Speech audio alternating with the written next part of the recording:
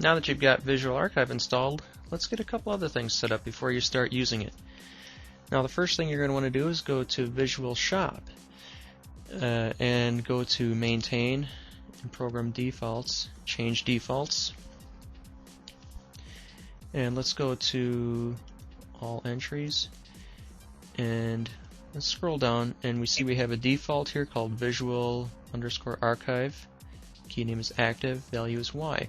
You want to set that, and by setting that you're going to be automatically saving your quotations, shippers, certifications, and invoices into the Visual Archive database without having to do anything else. If you don't have that section in your INI profile, you can add it, and here station is usually going to be default. Section is Visual_Archive, and then the key name is active, and the key value is Y. And then you would save this. Now I already have it in my database, so I'm not going to save, but again, that's for saving your certifications, invoices, shippers, and quotations.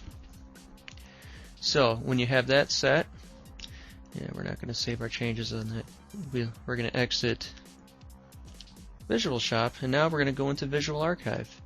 And to get to that, we go to Start, All Programs, and Visual Archive. And when the login screen pops up, we're going to enter our username and password, which are both CSI. Those are the ones that are included in the startup database, and that's the only one. We will go ahead and change those at a later time. But we press OK, and then the first thing that happens is Visual Archive looks into Visual Shop, and it checks to see if any documents are waiting to be transferred. And in our case here, it says there are 714 files waiting to be transferred. Those 714 files are going to be order attachments.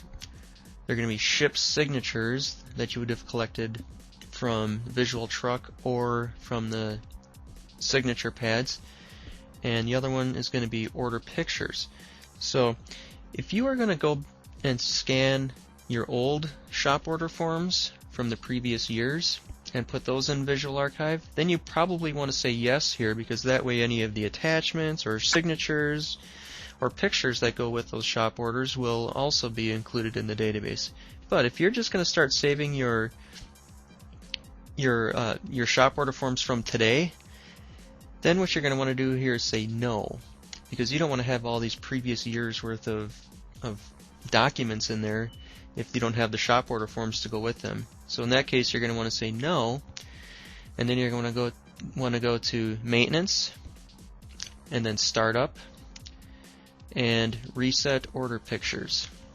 And here it says we have 212 pictures ready to be transferred.